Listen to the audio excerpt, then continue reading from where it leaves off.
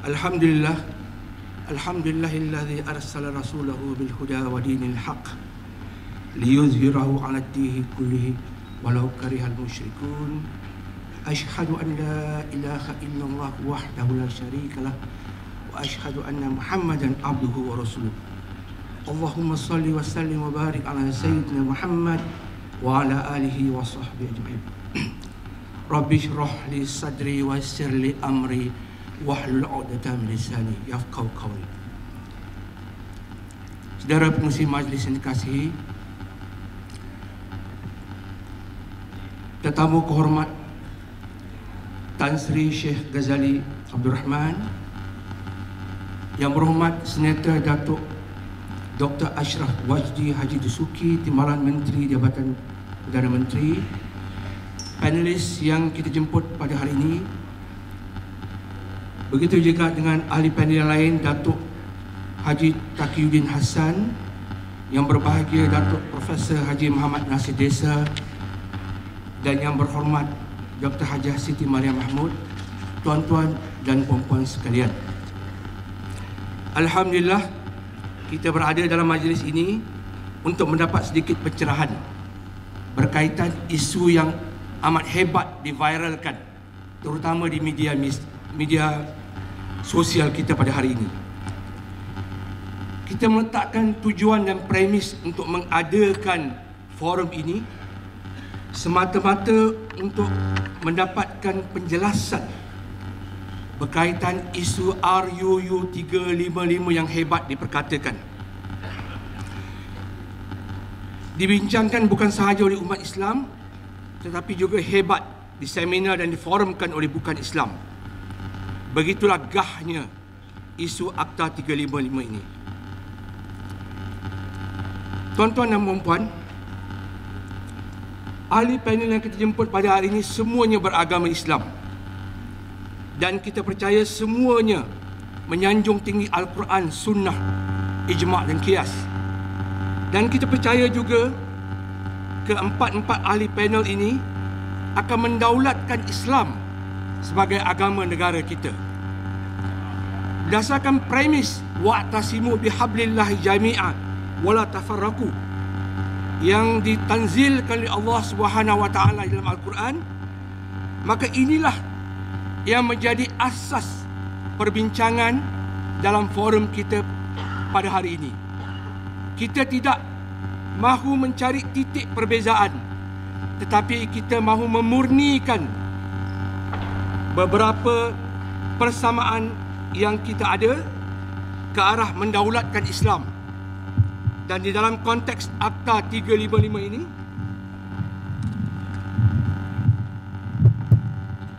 dalam konteks Akta 355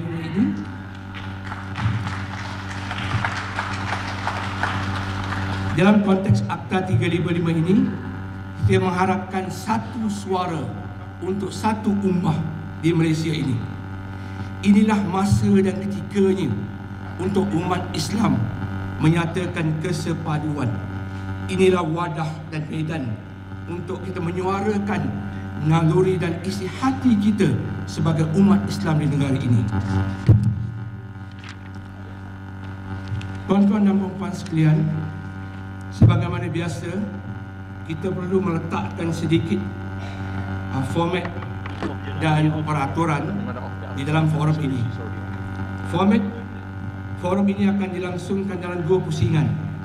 Pusingan yang pertama 10 minit untuk setiap ahli panel. Kemudian kita ada intermittent break untuk kita bentangkan kepada hadirin dua soalan yang boleh diajukan kepada dua orang ahli panelis. Kemudiannya kita akan meneruskan forum di dalam round yang kedua selama 5 minit, insya-Allah. Habis pusingan yang kedua, kita akan buka majlis kepada soalan-soalan daripada para hadirin. Bergantung kepada masa yang diizinkan, kita akan buka seluas-luasnya. Tiada soalan bertulis dan tiada soalan dari Facebook. Ia merupakan soalan daripada anda yang berada di sini. Dalam melaksanakan forum ini, kita perlu meletakkan sedikit peraturan yang seperti saya sebutkan tadi, masa yang telah ditentukan. Sekiranya ahli panel terlajak sedikit, kita beri masa 30 saat untuk menghentikan pembicaraannya. Dan selepas itu insyaAllah kita akan pergi kepada ahli panel yang seterusnya. Para hadirin yang ingin mengemukakan soalan diminta menyatakan nama, dari mana dan kepada siapakah soalan itu diajukan.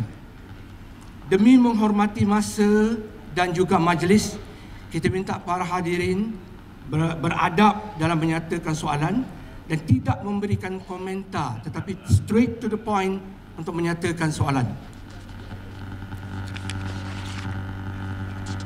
Sebelum kita memulakan sesi forum ini, saya mengambil peluang untuk memperkenal kepada para hadirin ahli panel yang kita jemput pada hari ini. Semua ahli panel merupakan tokoh-tokoh yang berwibawa belaka, mempunyai credential yang kuat dalam bidang masing-masing. Bermula dengan Yang Berhormat Senator Datuk Dr. Ashraf Wajdi Datuk Dasuki. Yang Berhormat Senator Datuk Dr. Ashraf Wajdi dilantik sebagai Timbalan Menteri di Jabatan Perdana Menteri pada 29 Julai 2015. Sebelum itu beliau adalah Yang di-Pertua Yayasan Dakwah Islamiah Malaysia dan juga merupakan ahli Dewan Negara dan ahli Majlis Tertinggi UMNO. Pernah menjadi pensyarah di Universiti Islam Antarabangsa, Ketua Hal Ehwal Penyelidikan, Akademi Penyelidikan Syariah Antarabangsa dalam Kewangan Islam, dan Profesor Madya di International Center for Education Islamic Finance. Yang Berhormat Datuk Timbalan Menteri kita ini mendapat pendidikan menengah di Sekolah Menengah Agama Labu Negeri Sembilan, melanjutkan pengajian di UIA sehingga meraih anugerah pelajar terbaik pada Convocation tahun 2000. Beliau kemudiannya meneruskan pengajian sarjana Master of Science in Distinction with Islamic Economics, Banking and Finance dan ijazah kedoktoran PhD dalam Islamic Banking and Finance di University Loughborough, United Kingdom. Panelis kita yang kedua, Bang Berhormat Datuk Haji Taqiyuddin Hassan, juga merupakan tokoh yang tidak asing, merupakan lulusan College Islam Kelang dan seterusnya melanjutkan pelajaran ke Universiti Melaya pada tahun 1982 sehingga mendapat ijazah sarjana undang-undang. Yang Berhormat bergiat cergas dalam berbagai kegiatan pelajar dan pernah menjadi Presiden Mahasiswa Universiti Melaya dari tahun 1983 sehingga 1984. Bertugas sebagai Magistrat di Pasir Mas, Kelantan pada tahun 1990. Beliau membuka firma guamannya sendiri di Kota Baru, menyertai Parti Islam Malaysia pada tahun 1989, memegang pelbagai jawatan sehingga jawatan terkini selaku Setiausaha Agung PAS. YB Datuk Taqiyuddin merupakan adun Bunut Payung, Kelantan sejak tahun 1998. Seorang peguam berpengalaman dalam bidang undang-undang yang telah memainkan peranan dalam memberikan khidmat nasihat guaman kepada PAS dan Kerajaan Negeri Kelantan. Banyak hal berkaitan kes mahkamah yang melibatkan parti dan kerajaan negeri berjaya diselesaikan, seperti kes petisyen pilihan raya 2004 yang sebelum ini kelihatan rumit dan membimbangkan banyak pihak. Panelis ketiga kita merupakan satu-satunya panelis wanita, iaitu Yang Berhormat Dr. Hajah Siti Mariam Mahmud. Yang Berhormat, Parlimen Kota Raja ini adalah bekas pelajar tungku kursiah College TKC yang kemudiannya melanjutkan pelajaran dalam bidang perubatan di Cairo University Mesir. Sekembalinya ke tanah air, beliau berkhidmat sebagai pegawai perubatan di HKL dan Melaka sebelum menjadi pensyarah di Universiti Kebangsaan Malaysia. Dan beliau juga memperoleh ijazah Masters dari King's College University of London. Yang Berhormat Dr. Siti Mariah telah berkhidmat menjadi ahli parlimen sejak tahun 2008. Pernah menganggotai PAS dan kini menjawat jawatan selaku Ketua Wanita Parti Amanah Negara, Amanah. Beliau juga cukup sibuk menghadiri pelbagai jemputan seminar, forum dan sebagainya di samping pernah terlibat sebagai doktor sukarelawan Yayasan Amal Malaysia.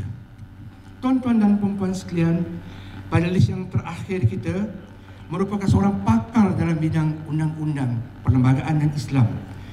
Beliau ialah yang berbahagia Datuk Profesor Haji Muhammad Nasir bin Desa. Datuk Profesor adalah lulusan UIAM, sangat berpengalaman dalam bidang perundangan dan pernah menjawat sebagai Timbalan Ketua Bahagian Penasihat Seksyen Syariah. Beliau juga terlibat dalam Kongres Majlis Agama Islam Negeri seluruh Malaysia. Kini yang berbahagia Datuk telah diamanatkan sebagai Ketua Pegawai Eksekutif CEO Institut Kajian Strategik Islam Malaysia, IKSIM. Yang berbahagia Datuk Profesor sangat aktif dalam memberikan pelbagai penjelasan dan pencerahan berkaitan kedudukan agama Islam dalam perlembagaan Malaysia seluruh negara. Beliau pernah terlibat dalam siri penjelajahan, terutama dalam kes kalimah Allah suatu ketika dahulu. Sesuai dengan jawatannya yang disandangnya di IKSIM yang dipertanggungjawabkan untuk memahamkan rakyat berkaitan prinsip kedaulatan Islam dalam perlembagaan, Datuk Profesor Nasir kini aktif memberikan pencerahan mengenai agenda terapi TRAPI sebagai pendekatan dan strategi utama IKSIM, termasuklah isu cadangan pindaan Akta 355. Tuan-tuan dan puan-puan, tanpa melengahkan masa, saya membuka gelanggang forum yang kita nanti-nantikan. Sebelum forum ini diadakan, telah berlaku beberapa siri forum di merata tempat.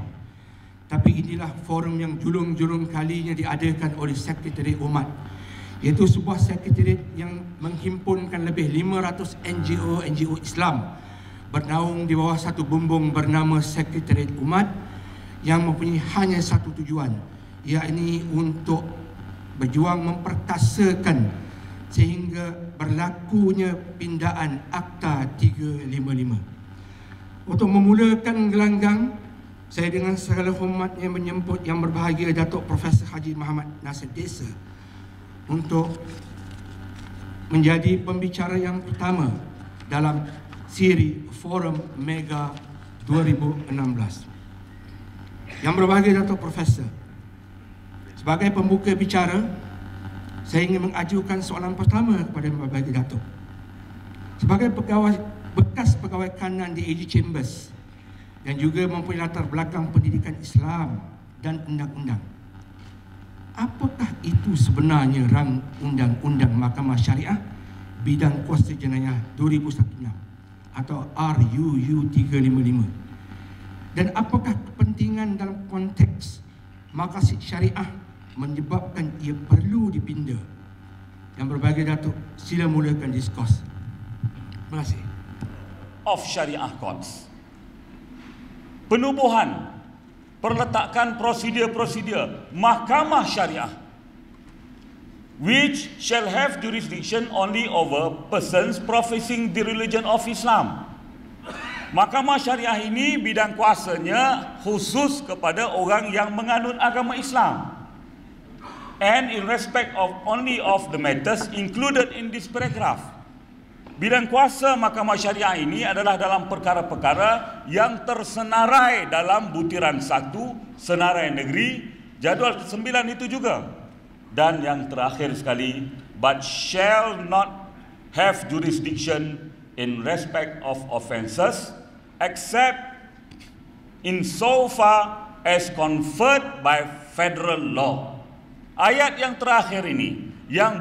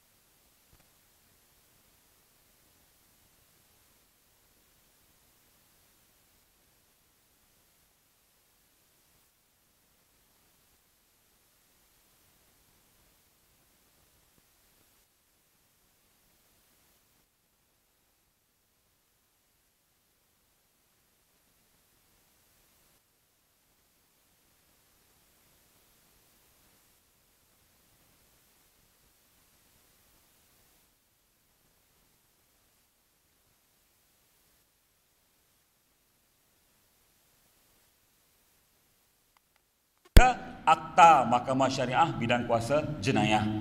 Jadi semua akta ini diwujudkan selaras dengan perlembagaan.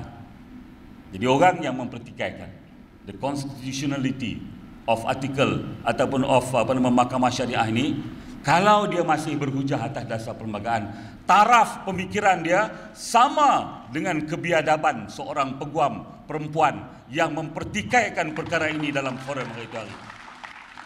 Sama aja pemikiran dia. Dia tak baca dan dia tak reti tentang butiran satu, dia terus pergi jump to conclusion. It is unconstitutional untuk mewujudkan undang-undang yang mengikat dan mengawal akhlak orang Islam. Seolah-olah dia tidak faham bahawa dalam negara kita, prinsip kedaulatan undang-undang adalah merupakan perkara asas yang menjadi rukun negara.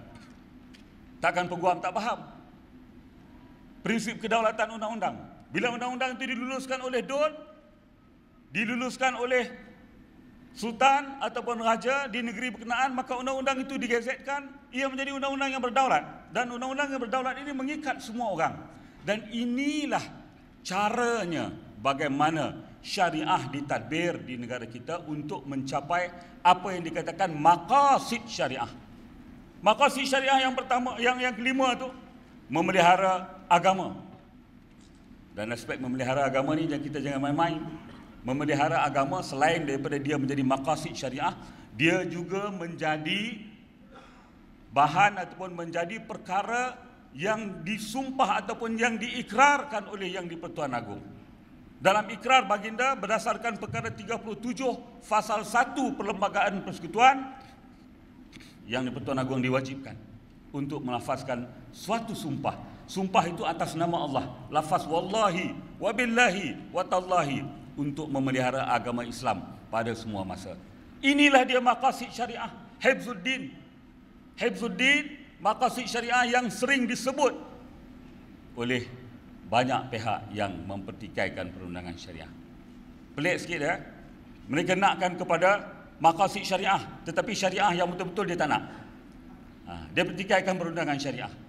Sekarang ini kita nak mantapkan perundangan syariah itu supaya undang-undang yang diwujudkan di negeri-negeri, contohnya kita ada enactment kesalahan jenayah syariah di negeri-negeri, ada berpuluh section berkaitan dengan enactment kesalahan syariah di negeri-negeri. Tak boleh minum arak, tak boleh main nombor ekor, tak boleh menyebarkan akidah yang salah, tak boleh kita kata meninggalkan tanggungjawab kita sebagai suami, sebagai ketua keluarga, sebagai orang yang menafkahkan anak-anak. Semua ini disenaraikan sebagai kesalahan. Kesalahan-kesalahan ini yang sekarang ini di bawah kawalan ataupun yang dikuatkuasakan di negeri oleh penguatkuasa agama, dia tidak akan memberi kesan. Dia tidak akan berjaya mengawal maqasid syariah ataupun tak akan berjaya mengawal akhlak dari sudut syariah jika hukuman yang mampu dikenakan oleh mahkamah adalah terlalu sedikit. Saya selalu bandingkan, dan saya rasa hari ini pun saya nak ulanglah banyak-banyak kali biar semua kita faham. Di bawah Akta Hidupan Liar, memelihara burung liar, tak kira lah burung murai ke, murai batu ke, murai apa ke, memelihara burung liar ni hukuman maksimum dia RM50,000. Kenapa? Sayang sangat kepada burung liar ni di hutan ni, takut terjejas, terhapus, terhakis, maka undang-undang kita menetapkan RM50,000 kesalahan memelihara burung liar. Tetapi undang-undang bagi memelihara burung kita yang liar hanyalah baru RM5,000. Burung kita yang liar ini yang menyebabkan lahirnya anak-anak yang di luar nikah. 53,000 pada tahun 2013. 54,000 pada tahun 2014. Keseluruhannya bagi 3 tahun ini, seperti mana yang dijelaskan oleh pengurusi tadi, 159,000 anak di luar nikah yang berpunca dari gagal memelihara burung kita yang liar. Kita nak biar lagi? Kita nak tengok sampai bila? Kita nak tengok sampai 90% penduduk rakyat di negara ini anak haram. Saya tak nak. Saya tak mau. Wala yazubillah min zalik. Kalau kita tak cegah daripada sekarang, kita nak tunggu di zaman anak cucu kita nanti, baru kita nak cegah, it's too late. Tak payah nak cakap lah berteori tentang maqasid syariah, tak payah nak bercakap tentang apa syariah, segala-gala berkaitan dengan syariah nanti tidak ada nilainya lagi. Jadi sebab itu hari ini, bila kita ada sedikit kuasa, kita ada sedikit punca kuasa kita, ketepikan kita punya sentimen politik, kita bersama-sama. Tak kiralah usul ini walaupun dikemukakan oleh pembangkang daripada PAS, daripada Haji Hadi. This is the time where the politician daripada kalangan umat Islam nak menduga sejauh mana matangnya kita berpolitik. Marilah kita sama-sama, tak kira across the board, tak kira kita punya perbezaan politik, come together, kita sama-sama daulatkan kedudukan Islam. Kita daulatkan perundangan Islam. Kita jangan lagi nak mempertikaikan titik bengik. Ini nak pertikaikan kenapa dia tak dibuat oleh kerajaan, kenapa tak dimulakan oleh kerajaan. Kerajaan ada alasan-alasannya sendiri. Saya sendiri sebagai seorang bekas peguam kanan persekutuan di Jabatan Peguam Negara, saya telah mula membentangkan cadangan untuk menaikkan perkara Akta 335 ini pada tahun 2004. 12 tahun yang lalu. Tapi oleh kerana inilah, nak jaga hati orang bukan Islam, nak jaga hati parti-parti bukan Islam, nak jaga hati menteri-menteri yang bukan Islam, ding dong, tenggelam timbul. Alhamdulillah akhirnya ada usaha daripada pembangkang, daripada Haji Hadi. Dia kata kalau lambat sangat tak apa, biar pembangkang yang kemukakan. Kita minta UMNO atau minta kerajaan sokong. Dan alhamdulillah, daripada nasihat yang diberikan oleh almarhum Tok Guru Haji Harudin kepada, termasuk kepada menteri-menteri, termasuk kepada Timbalan Perdana Menteri, termasuk kepada Perdana Menteri, alhamdulillah kesemua mereka menyatakan sokongan dan bersedia untuk menyokong walaupun cadangan untuk menaikkan pindah Akta 355 ini datangnya daripada pihak pembangkang. Ini langkah permulaan untuk politik matang. Banyak lagi langkah kita, 1000 langkah kita ke hadapan, dan langkah 1000 yang panjang itu bermulanya dengan langkah yang pertama ini. Kita jadikan ini sebagai langkah yang pertama ke arah politik matang di negara ini, yang akhirnya akan mendaulatkan kedudukan Islam sebagai agama negara, sebagai agama bagi persekutuan.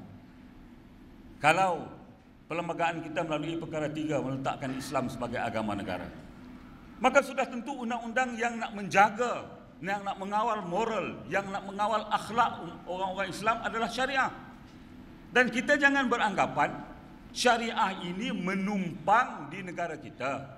Syariah ini menumpang di sebuah negara yang mengamalkan sistem perundangan sivil. Kita jangan beranggapan begitu.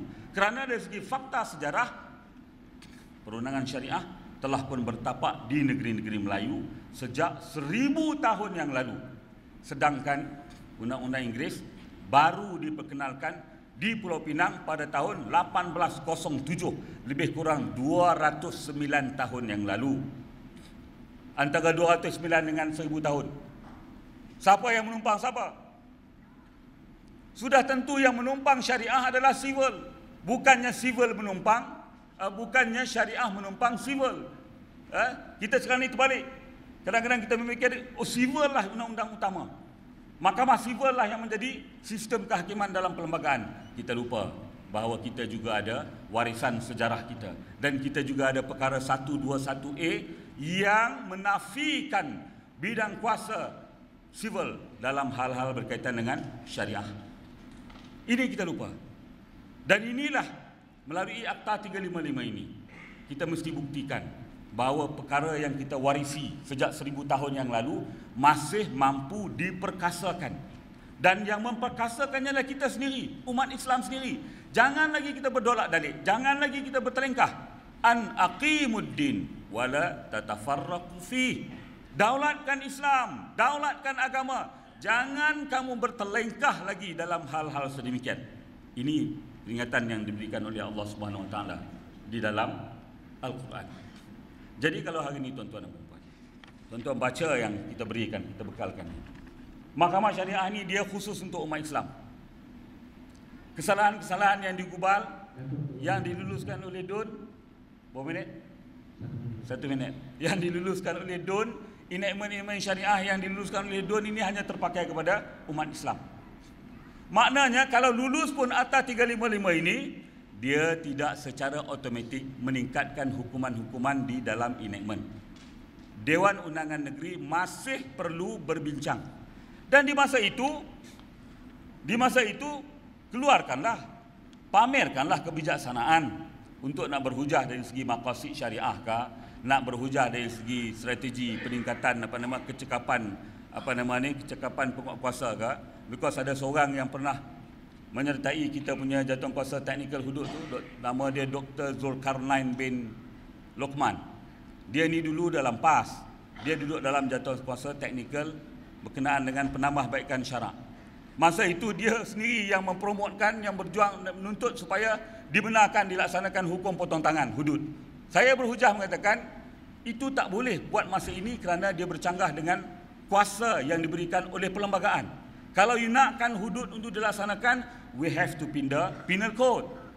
Because penal code ini adalah undang-undang persekutuan yang memperuntukkan jenayah sebahagian besarnya duduk dalam senarai persekutuan. Mahkamah Syariah dia hanya khusus berkenaan dengan jenayah yang khusus kepada umat Islam. Jadi pandangan dia dulu dia mengikut dia punya warna sebab dia pemegang PhD. PhD ini ada ketikanya memanglah doktor falsafah, tapi PhD ini kadang-kadang dia jadi pokka hujung dahan. Kena ada pokka. Pokka hujung dahan ni dia ikut warna dia duduk. Kalau dia duduk dalam PAS dia warna hijau.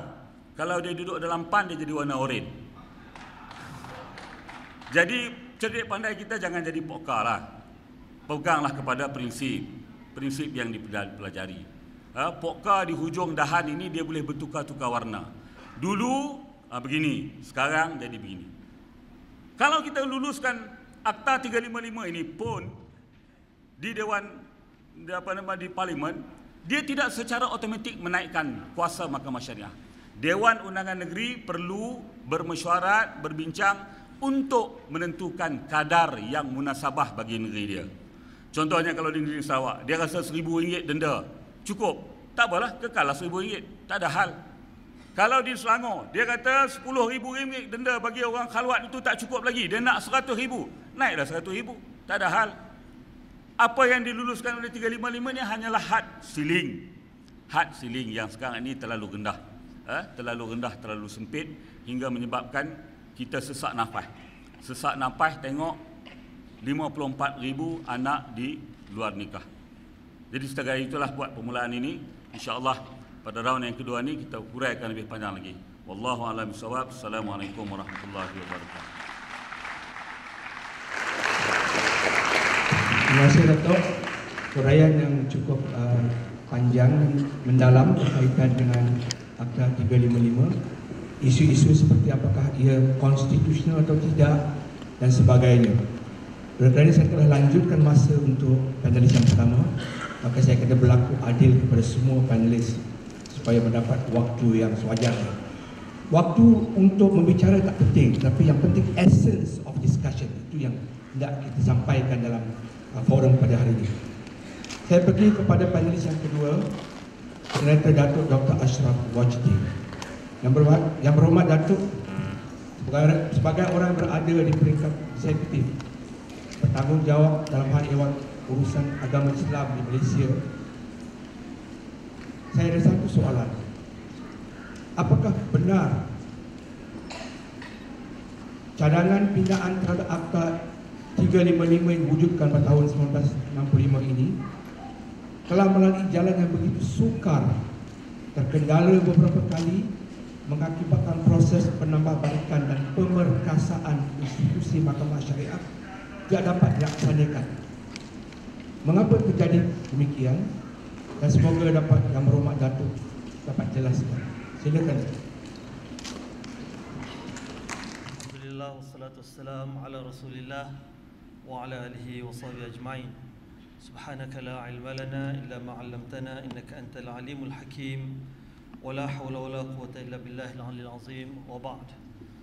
Assalamualaikum warahmatullahi wabarakatuh. Tuan Pengurusi, rakan-rakan panel, Datuk Nasir Desa, Datuk YB Datuk Taqiyuddin, YB Dr. Maria, dan seluruh hadirin dan hadirat, tidak dilupakan saya anggap sebagai ayahanda saya, Tok Guru saya, Tan Sri Sheikh Ghazali. Pertama sekali saya ucapkan terima kasih atas jemputan ini. Saya datang ini pun atas komitmen saya secara peribadi dan sebagai orang Islam. Kita seharusnya tidak perlu mempertikaikan apa juga usaha untuk kita memartabatkan undang-undang syariah dan agenda Islam di negara kita. Itu premis yang pertama. Yang kedua, dalam konteks persoalan yang dibangkitkan, kita sebenarnya tadi saya sendiri pun amat teruja apabila kita mendengar Ayahanda Tan Sri Sheikh sebagai orang lama, orang yang amat dekat dan bertanggungjawab dalam gerak kerja dan usaha serta inisiatif daripada awalnya untuk memperkenalkan undang-undang syariah sehinggalah dalam konteks memperkasakannya.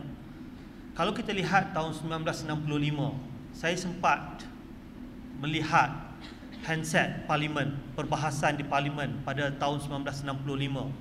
Waktu itu aktanya seperti mana yang disebutkan oleh Tan Sri Sheikh, disebut sebagai Muslim Courts Act, ataupun akta Mahkamah Orang-orang Islam bidang kuasa syariah. Itu sebenarnya satu usul yang dibawa oleh Kerajaan Persekutuan pimpinan Barisan Nasional. Sebenarnya peringkat awal sebelum akta itu diperkenalkan, Kerajaan Negeri Kelantan sebenarnya telah pun membawa usul tersebut di peringkat Dewan Undangan Negeri dan sudah pun membawa dan menyembahkannya kepada Majlis Raja-Raja. Dan apabila perkara ini dibangkitkan di peringkat Persekutuan, waktu itu bangun Yang Berhormat daripada Pasir Putih Kelantan, iaitu Muhammad Asri Muda, yang merupakan pada waktu itu Presiden PAS. Beliau membangkitkan perkara ini dan beliau dengan hati terbuka mengatakan kalau kerajaan nak memperkenalkan akta ini, maka beliau mengalu-ngalukannya.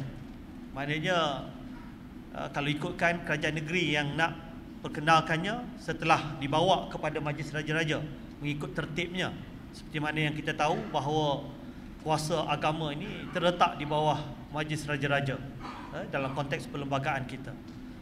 Tetapi pada waktu itu dalam perbahasan, beliau turut cukup menarik sekali kalau kita perhatikan perbahasan yang dibangkitkan. Beliau secara terbuka dan secara tasamuh, toleran, memberitahu bahawa tak apalah kalau Kerajaan Persekutuan nak bentangkan, maknanya pembangkang juga bersedia untuk menyokong. Itu antara kata-katanya. Tetapi apa yang disebutkan juga ialah dia melahirkan rasa bahawa undang-undang ataupun akta Mahkamah Orang-orang Islam pada waktu itu bidang kuasa syariah yang mengenakan RM1,000 denda dan 3 bulan penjara merupakan satu yang terlalu ringan dan tidak memenuhi tuntutan syarak kalau dilihat dalam konteks yang lebih holistik. Dan beliau sendiri dalam ucapannya mengatakan tak apalah, ini merupakan pendekatan dan inisiatif awal ke arah menyempurnakan, melihat kepada realiti dan konteks pada waktu itu di mana infrastruktur dan prasarana syariahnya begitu lemah sekali, seperti mana yang sama seperti mana yang Tan Sri Sheikh gambarkan. Hanya ada mahkamah qadi dan qadi-qadi sendiri pun tidak ada skim perjawatan yang khusus, bahkan semuanya dalam keadaan yang laih. Tetapi apa yang disebutkan, kata kunci yang disebutkan, apa yang penting ialah kerajaan perlu memberikan komitmennya untuk meneruskan agenda mengangkat martabat hukuman syariah dan mahkamah syariah dari semasa ke semasa, sehingga kan peruntukan kepada jenayah syariah yang disebutkan sebagai 1,000 dan 3 bulan penjara itu dianggap sebagai tidak cukup. Dia kata haruslah menjadi suatu yang tidak muktamad sifatnya.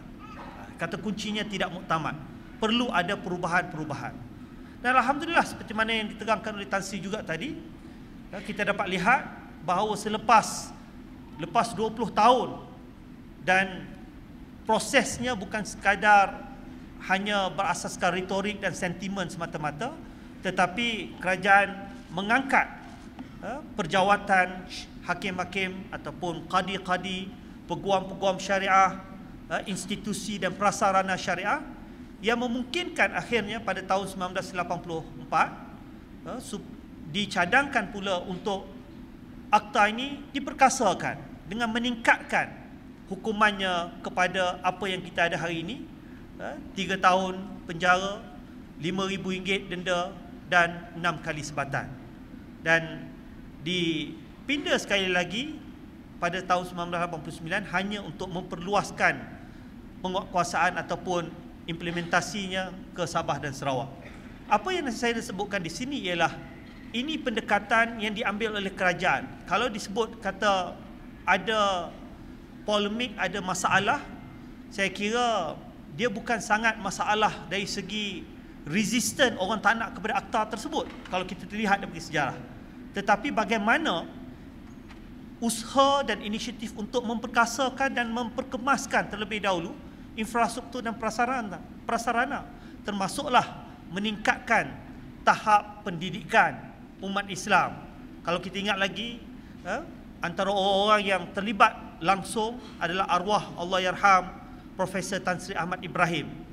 Apabila ditubuh saja Universiti Islam Antarabangsa Malaysia, UIAM, antara kuliah ataupun fakulti terawal ialah kuliah undang-undang, dan diberikan pengkhususan fokus utama soal nak memperkasakan tahap pendidikan mereka yang bakal terlibat dalam penghakiman dan juga institusi perundangan syariah itu sendiri.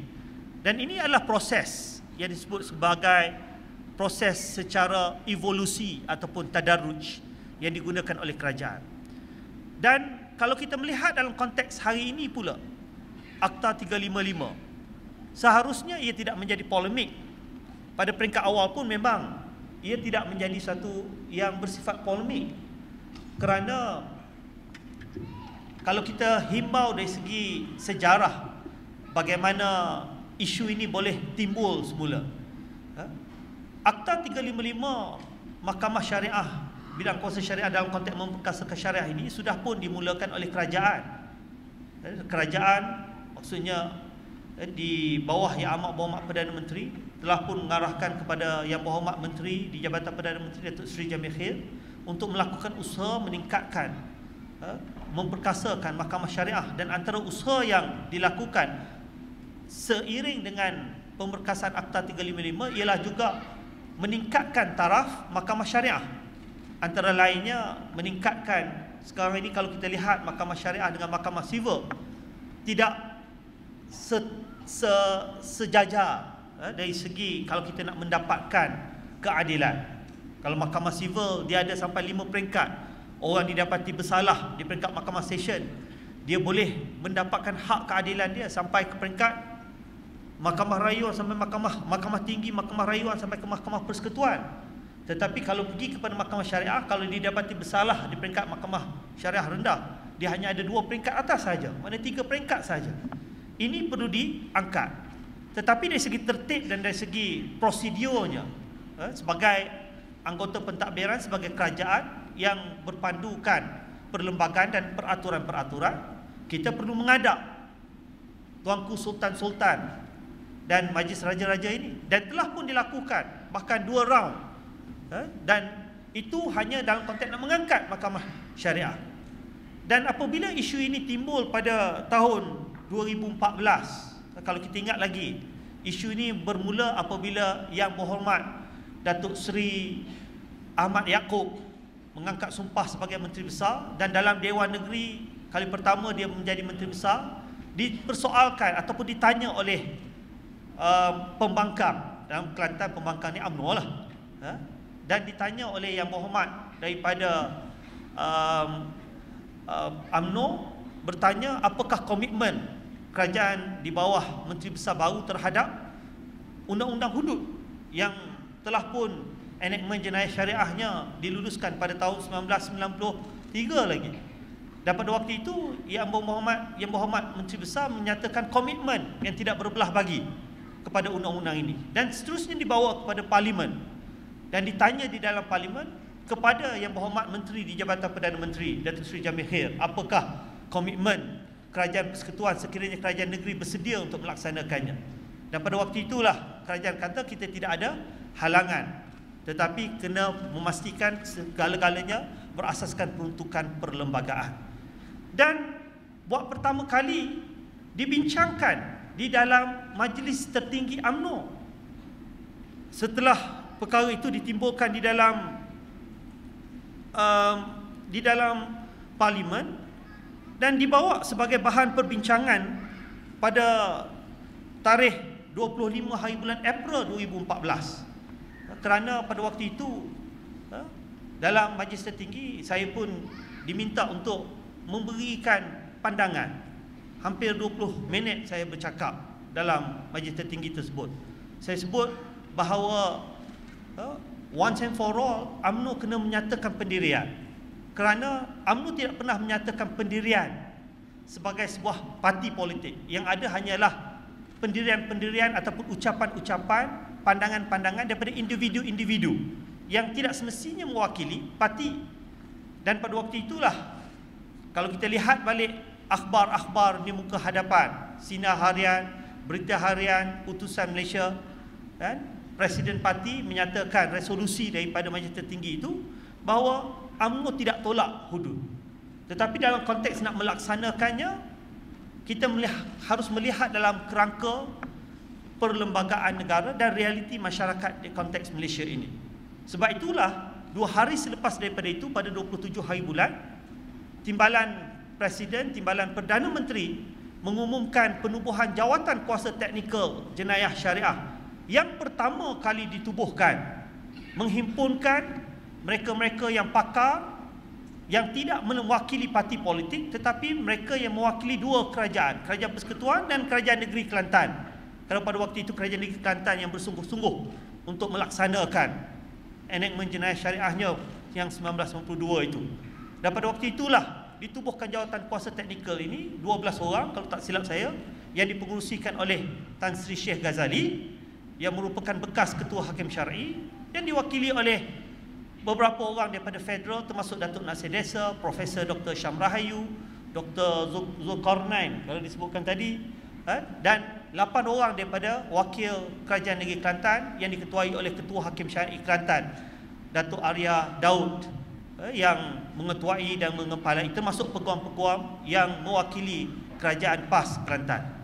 Dan perbincangan pada waktu itu adalah perbincangan yang pertama kali fokus dan objektifnya ialah bagaimana kita nak memperkasakan dan melaksanakan hukuman syariah, jenayah syariah di negara kita secara objektif, secara mengambil kira pelbagai aspek termasuk struktur perlembagaan dan sistem perundangan negara. Kalau tidak sebelum ni kita hanya bersemangat saja, sentimennya nak melaksanakan hukum jenayah syariah, tetapi dia hanya berlega sekitar semangat yang bersifat retorik semata-mata. Tetapi dalam konteks jawatan kuasa ini tidak ada sentimen politik, sentimennya ialah bagaimana nak melaksanakan. Sebab itulah dicadangkan satu roadmap, satu garis besar perancangan bagaimana nak melaksanakannya. Dan antara cadangan yang paling realistik ialah dalam kita nak melaksanakan hukuman syariah secara holistik, kita tidak boleh buat secara tergesa-gesa. Kita harus melihat realiti yang ada, dan kita mencadangkan yang paling utama sekarang ini ialah memperkasakan sistem mahkamah syariah, terutamanya bidang kuasa mahkamah syariah terlebih dahulu. Dan antara cadangan yang awal ialah memperkasakan Akta 355 yang dicadangkan supaya kerajaan yang membawanya, kerajaan persekutuan yang membawanya. Dan ini yang dicadangkan peringkat awal. Tetapi di tengah-tengah itu, Kerajaan Negeri Kelantan membuat satu keputusan untuk meminda Akta Enactment Kanun Jenayah Syariah 2 1993 itu kepada 2015, pada tahun 2015 dibentangkan di Dewan Undangan Negeri.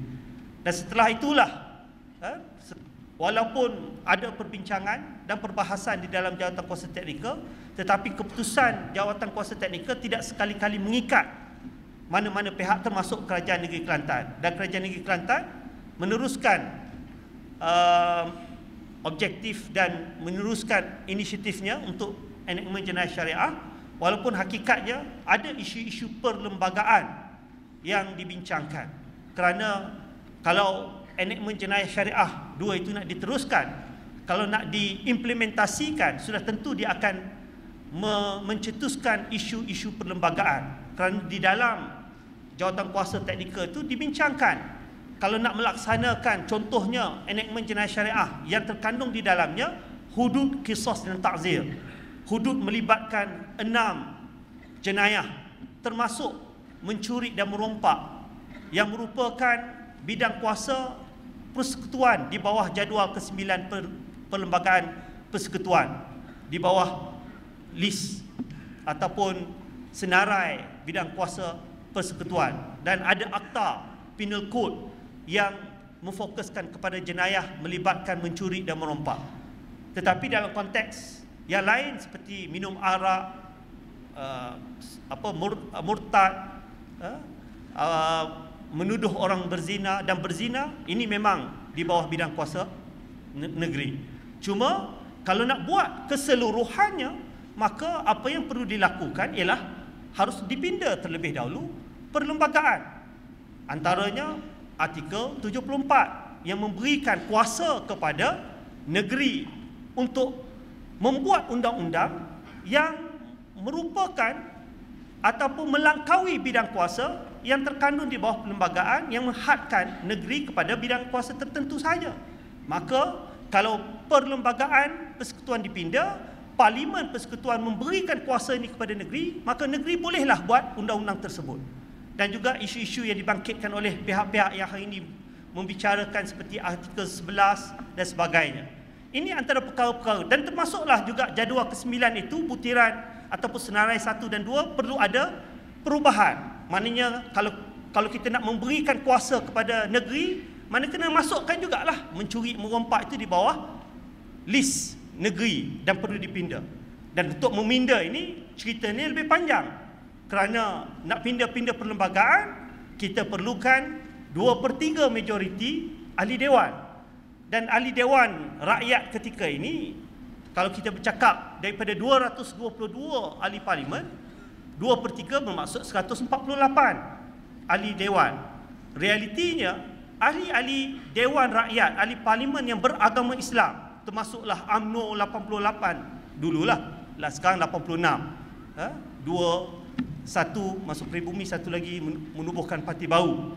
Kita ada PAS, sekarang ni 14. Dulu 21, Amanah 14, kita ada PKR, kita ada 2 orang di AP, kita ada PBB Parti Sarawak 1, yang mana daripada 14 Parti Datuk Seri Adnan Satin, daripada 14 10 orang beragama Islam. Kalau kita campur semua ini 135. Masih tidak cukup untuk kita nak pindah perlembagaan kalau kita nak semua orang Islam bersetuju. Maknanya kita memerlukan sokongan dan dokongan orang bukan Islam juga kalau kita nak pindah perlembagaan yang membolehkan hudud, katakan hudud nak dilaksanakan di Kelantan ataupun negeri-negeri lain yang bersedia. Ini realitinya, dan ini dibincangkan secara tuntas di dalam Jawatan Kuasa Teknikal. Sebab itulah Jawatan Kuasa ini mencadangkan supaya kita memperkasakan Mahkamah Syariah, kerana ini yang lebih realistik, inilah yang perlu dilakukan kerana dah lebih 30 tahun undang-undang ini yang dianggap lapuk, yang menghadkan bidang kuasanya hanya boleh menghukum ke atas orang Islam yang melakukan jenayah-jenayah di bawah bidang kuasa negeri kepada 3 tahun, RM5,000 dan 6 kali sebatan. Sebab itulah kita tingkatkan dia kepada satu tahap yang maksima, tetapi seperti mana yang disebutkan oleh Datuk Nasir Desa tadi, akhirnya negeri-negeri juga yang perlu meminda enakmen jenayah syariah negeri-negeri masing-masing bagi meletakkan berapa saja hukuman seiring dengan apa yang diberikan kuasanya di peringkat akta di bawah Perlembagaan Persekutuan. Ini adalah, saya sebutkan ni supaya kita memahami secara konteks. Maknanya tidak timbul kalau ada kata cabaran. Tadi isunya cabaran. Memang ada cabaran. Ini realiti cabaran, sebab cabarannya bukan hanya cabaran dari segi resisten, orang yang menentang, tetapi cabaran yang utama juga kalau kita melihat daripada tahun 1965 sehingga sekarang ialah cabaran realiti prasarana infrastruktur tahap modal insan yang ada di dalam sistem perundangan dan mahkamah syariah yang diangkat dari semasa ke semasa. Apabila kita bersedia, kita pindah. Apabila kita bersedia, kita pindah. Itulah prinsip dan pendekatan yang kerajaan telah lakukan. Jadi tidak timbul soal kerajaan ini ataupun sebab saya mewakili UMNO, Majlis Tertinggi UMNO juga, ada penentangan. Kalau UMNO ini menentang, sudah tentu daripada awal kita tidak pernah mengusahakan untuk mewujudkan akta 355 ini pun tidak akan terwujud.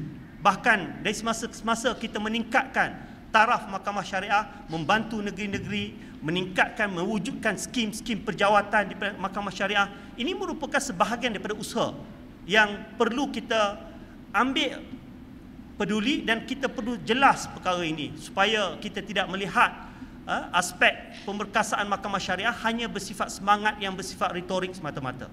Cuma dalam konteks hari ini, bagaimana kita nak menjernihkan polemik, kerana rata-rata polemik yang timbul ini kerana mereka ingat bahawa kita nak melaksanakan hudud yang hakikatnya seperti mana yang pernah saya jelaskan dalam banyak forum, bahkan saya pernah tulis 10 salah faham terhadap RUU 355 ini. Kerana kalau orang kata kita nak buat jalan belakang, sebenarnya tak boleh buat jalan belakang, semuanya kena buat jalan depan. Belakang-belakang sekarang dah tak boleh main dah, kena main depan. Maknanya apa? Maknanya kalau kita nak buat hudud, katakan kita perlu pindah perlembagaan, kita perlu mendapatkan konsen daripada rakan-rakan kita daripada bukan Islam juga, sama ada pembangkang maupun rakan-rakan komponen Barisan Nasional. Tidak timbul kata kita nak buat jalan belakang senyap-senyap, tak boleh. Realiti tak boleh buat pun. Macam saya katakan tadi, nak pindah perlembagaan perlu 148. Orang Islam saja 135. Itu pun 135 bukan semua sekarang ni yang solid kata nak menyokong. Ada yang sebersalah, nak sokong ke tak sokong. Kalau sokong, parti marah. Kalau tak sokong, kata dituduh kafir. Jadi serba-salah. Jadi sekarang ni saya kata yang paling utama sekali kita kena faham. Sebab even di kalangan ahli-ahli parlimen pun mungkin semua tidak betul-betul memahami secara tuntas apa yang nak dipindah. Masih lagi dalam kepala, oh ini akta hudud, akta hudud. Mana boleh kita melaksanakan. Sebab bila kata hudud ni, seperti yang saya sebutkan, dia melibatkan 6 jenis hukuman. Dalam 6 jenis hukuman ini, dia terkandung di bawah bidang kuasa negeri, dia juga terkandung di bawah bidang kuasa persekutuan. Jadi kalau negeri nak melaksanakan hudud secara total, dia perlu pindah perlembagaan. Kalau nak buat juga, kalau nak buat itu dari segi undang-undang, kita tak membicarakan lagi soal infrastruktur, soal pembangunan prasarana. Kita bila Brunei umumkan nak buat hukuman jenayah syariah, di-highlightkan di media-media antarabangsa nak buat hudud. Kita pun hantarlah satu rombongan pergi ke Brunei. Bagaimana sebenarnya yang nak dikatakan nak buat hudud tu? Akhirnya mereka kata, kami ni baru peringkat pertama nak buat hukum takzir. Itu pun kami belajar daripada Malaysia. Dia sebut sendiri. Dan sebenarnya dia pun tengah belajar dan dia tengah mempersiapkan prasarana. Antaranya disebut, dicerita dia kata, contohnya dia bawa kumpulan mereka pergi belajar kat Saudi, nak tengok macam mana cara Algojo buat kerja. Tahu Algojo? Orang yang penggal kepala ni. Dia kata, di sana Saudi ini adalah keluarga yang turun-temurun sejak dulu lagi melakukan kerja ni. Dan dia pun pening. Macam mana kalau Brunei nak cari keluarga mana yang sanggup? Itu yang jadi polemik. Doktor ke nak buat, bila sebut kata doktor, profession kedoktoran kata dia bertentangan dengan profession dan sebagainya. Ini satu contoh, kita perlu melihat secara tuntas dari segi pelaksanaan, tak boleh hanya semangat semata-mata. Inilah yang saya sebutkan sebagai pendekatan yang holistik. Kita sebagai kerajaan persekutuan, kita mengambil pendekatan bahawa dia harus berasaskan kepada kerangka perlembagaan dan perundangan negara. Kalau ada orang kata, kita dah 59 tahun, kenapa tak pindah je perlembagaan? Ini perlembagaan kafir ni, kenapa kita ikut lagi perlembagaan kafir? Itu sebab itu saya katakan, kalau kita bercakap berasaskan emosi memang mudah. Tapi hakikatnya nak pindah-pindah perlembagaan, kita kena solid lah. 135 orang Islam kena solid. Orang bukan Islam juga perlu juga memberikan sokongan. Dulu memang tak ada masalah.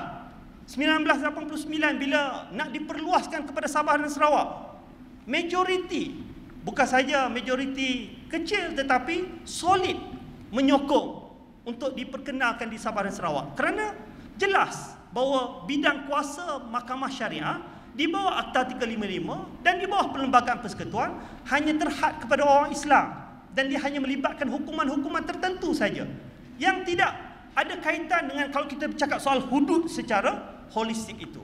Jadi itu sajalah jawapan saya kepada persoalan yang dibangkitkan. Wallahu a'lam bissawab. Wassalamualaikum warahmatullahi wabarakatuh. Terima kasih, Datuk. Perbincangan kita semakin panas dan moderator pun mengambil premis untuk biarkan panelis memberikan hujah-hujah, sebab yang seperti saya sebutkan kita tak konten itu ya. Baik, sebenarnya Sekretariat Umat menjemput sebuah parti politik lagi, iaitu dari PKR. Tapi wakil PKR yang pertama telah menjawab tidak dapat hadir. Surat dihantar kepada wakil yang kedua pun tidak dapat hadir. Barangkali, manalah tahu, barangkali diwakilkan kepada Parti Amanah untuk menjelaskan posisi. Untuk maksud itu saya menjemput panelis yang ketiga, Wabi Dr. Siti Mariam, untuk memberikan hujah. Dan soalan kepada Dr. Siti Mariam adalah berkaitan beberapa kebimbangan yang dibangkitkan oleh pihak media tentang pelaksanaan pindaan Akta 355 ini. Apakah kebimbangan itu? Dan kita minta Yang Berhormat perjelaskan dari perspektif amanah. Silakan. Terima kasih Tuan Moderator. Bismillahirrahmanirrahim. Alhamdulillahirabbil alamin. Wassalatu wassalamu ala asyrafil anbiya'i mursalin wa ala alihi wa sahbihi ajma'in. Rabbi shrah li sadri wa yassir li amri wahlul 'uqdatam min lisani yafqahu qawli.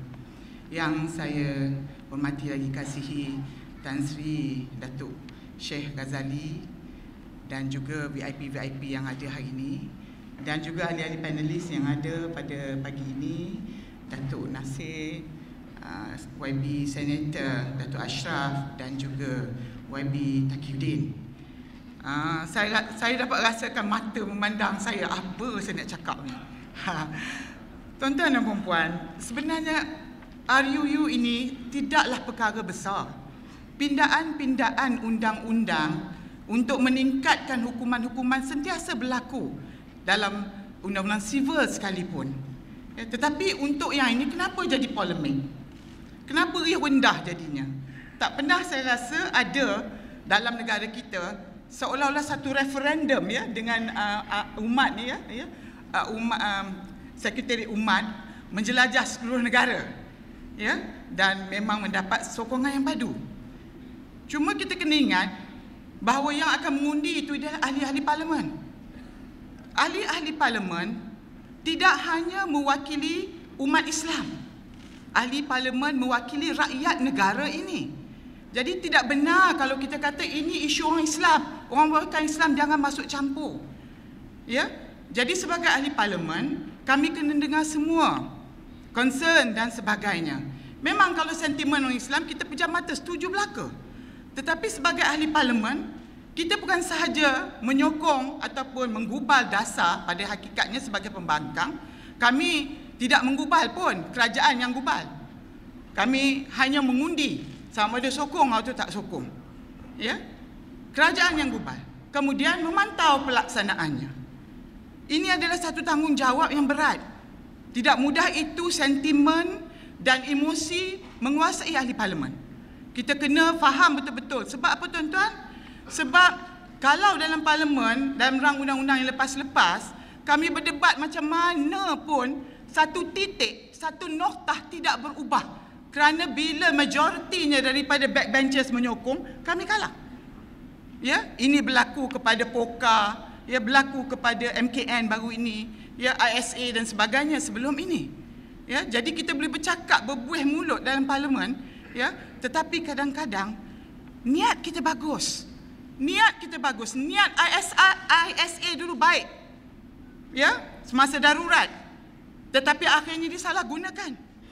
Niat MKN pun ikut kerajaan baik, tetapi kita sudah menduga bahawa akan berlaku penyelewongan. Jadi kita kena pastikan bahawa undang-undang ini tidak ada ruang untuk salah kuasa ataupun salah guna. Dan cakap betul, kalau you jadi backbencher, baik di DUN ataupun di parlimen, tidak ada orang kata tidak ada two way about it lah.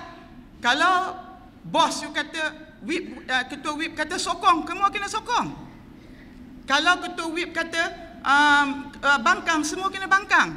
Kalau tidak, nanti dia tak boleh jadi wakil rakyat pula. Ini politiknya. Okey, saya nak tanya tuan-tuan dan puan-puan, ikhlas dengan saya, berapa orang sudah baca RUU ini? Tengok di kertas dan baca wording dia, word by word. Berapa orang? Tolong angkat tangan. Seorang, dua. Ikhlas ya, jangan bohong ya. Semua. Itu tak betul tu. Saya tahu ramai tak baca. Ya, ramai tak baca. Ramai hanya, oh ini adalah untuk pemantapan sokong. Dan saya dan kawan-kawan memang menyokong. Tetapi kita jangan bagi alasan untuk orang menolaknya kerana titik bengek yang disebut tadi. Jangan bagi ada titik bengek yang menyebabkan orang boleh menolak akta ini. Apa titik bengeknya tuan-tuan dan puan-puan? Kami tanya soalan, tak berjawab. Kenapa kita hapuskan Section 2 yang dulu, ganti dengan 2 yang baru dan 2A yang baru? Sebab dia membawa makna yang berlainan. Kalau setakat kita hendak meningkatkan hukuman, tuan-tuan dan puan-puan, kalau saya lah yang bawa usul ini, saya hanya akan ambil usul yang lama, saya tukar hukumannya. Berapa saya nak naik? Saya naikkan penjara 10 tahun misalnya. Saya naikkan denda 100,000. Saya naikkan sebat 100. Jelas tentang hukuman ini. Itu saya beri contoh. Kemudian ada yang kata, oh kita nak bagi lagi freedom kepada Mahkamah Syariah untuk hukum, ada yang tak masuk. Boleh tambah bahagian ataupun modus ataupun cara hukuman daripada penjara, daripada sebat, daripada denda. Kita nak dia buat kerja-kerja kemasyarakatan. Ya, kita nak buat apa orang kata hukuman pada dia, sebab hukuman kita ini adalah untuk mendidik. Kita boleh menjatuhkan hukum selain pada denda, kamu mesti mengikuti kursus misalnya. Ya, ada orang bagi contoh, selepas ni kalau hakim nak hukum, kamu kena pergi solat jemaah di masjid 2 bulan berturut, 2 bulan, jangan tinggal walaupun 1 misalnya. Jadi kita boleh buat ini semua dengan akta yang lama. Ya, kita hanya modify dia sedikit saja dan tidak akan timbul isu perlembagaan. Sebab dalam akta RUU yang lama Section 2 jelas di sini menunjuk Mahkamah Syariah yang ditubuhkan dengan sempurnanya di bawah mana-mana undang-undang dalam sesuatu negeri diberi bidang kuasa cukup cantik, tak pernah di-challenge dalam mahkamah. Tidak ada masalah constitution atau perlembagaan. Diterima dalam tahun 84-89 sebab jelas apa yang hendak dilakukan. Tetapi dalam perkataan yang ada sekarang ini, Mahkamah Syariah akan mempunyai terus beri kuasa, Section 2 bidang kuasa jenayah Mahkamah Syariah Mahkamah Syariah akan mempunyai kuasa ke atas seorang penganut agama Islam dan di dalam hal kesalahan. Semua ini sudah ada di dalam yang lama. Tetapi 2A mengatakan dalam menjalankan undang-undang jenayah di bawah Seksyen 2 Mahkamah Syariah berhak menjatuhkan hukuman yang dibenarkan oleh undang-undang syariah berkaitan hal-hal kesalahan yang senaraikan di bawah seksyen yang disebutkan di atas selain daripada hukuman mati. Tuan-tuan, orang yang kritikal bila baca dia kata kita memberi cek kosong. Cek kosong kepada Mahkamah Syariah ataupun kepada DUN. Di segi perlembagaan pun saya beritahu, saya bukan ahli perlembagaan, bahawa kerajaan ataupun akta ini tak boleh bagi terus kepada Mahkamah Syariah. Dia kena turunkan kuasanya kepada negeri dahulu. Ini bahasa perlembagaan. Itu saya tanya siapa yang draft undang-undang ini. Kerana silap drafting ini titik bengek tuan-tuan, titik bengek. Yang akan menyebabkan sebahagian daripada ahli parlimen menolak. Apa blank check ini? Kita mewawarkan bahawa ini bukan hudud. Ya, Perdana Menteri, Marang, semua kata bukan hudud. Tetapi perkara ini diambil oleh sebahagian daripada masyarakat. Dia kata this is hudud bil. Why hudud bil? Sebab now, sekarang kita boleh tingkatkan sebat ke 100 sebatan. Kalau 100 sebatan, berapa hukum hudud kita boleh lakukan di situ? Tuan-tuan tahu kan? Hukum hudud 100. Apa yang boleh kita cover? Kita boleh cover pertama, syurub, minum arak. Kedua, khazaf. Ketiga, zina ghairu muhsan. Saya tak bangkang. Malah itulah dulu yang kami perjuangkan juga. Tak boleh buat semua, buat apa yang dapat. Jadi kita tidak boleh mengatakan satu perkara tetapi implikasinya lain. Inilah di antara perkara yang boleh menyebabkan titik bengek ini sebut tadi ditolak. Saya diberitahu, kata lepas ini kerajaan akan bawa semula dengan fine detailnya. Tuan-tuan, apa yang diluluskan ini kali pertama usul daripada pembangkang. Kami tak tahu sebenarnya macam mana prosedur lepas ini. Kita dengar sana, kita dengar sini, tetapi kita tak tahu apa dia, sahihnya macam mana. Kita kena betulkan teknikal ini supaya kita tak bagi alasan untuk orang tolak. Ya, saya kata kenapa kita perlu bagi alasan orang tolak? Ya, kenapa? Sedangkan kita boleh buat dengan cara sangat mudah. Ya, meletakkan hukumannya, apa yang nak, kita boleh bahas selepas tu. Kalau kata tinggi sangat, turun dan sebagainya, boleh buat pindaan selepas itu. Dan kemudian juga jenis hukuman yang nak dikenakan juga boleh diletakkan tambahannya. Saya nak tanya yang ada kat Tan Sri lah. Ya, kalau sekarang ni saya tak ubah perkataannya, tak ambil RUU yang baru, ambil yang lama, ubah ya dia punya hukuman-hukuman. Adakah Mahkamah Syariah boleh diperkasakan? Boleh kan? Sebab hukuman dah meningkat. Inilah nawaitu kita. Inilah niatnya. Inilah yang kita mahu supaya ya hakim-hakim Mahkamah Syariah dapat mempertingkatkan hukuman sepadan dengan kesalahan. Ya, ini di antara perkara yang saya nak sebut tadi, titik bengek yang boleh menyebabkan orang tolak. Saya survey-survey. Saya tidak mewakili PKR. Saya tidak mewakili DAP. Tapi bagi ahli Parlimen Amanah, kami menyokong memperkasakan Mahkamah Syariah. Ya, kalau kami saja sokong tak cukup. Oleh itu kami nak minta Marang bawa balik nanti bulan 10, ubahkan sikit perkataannya.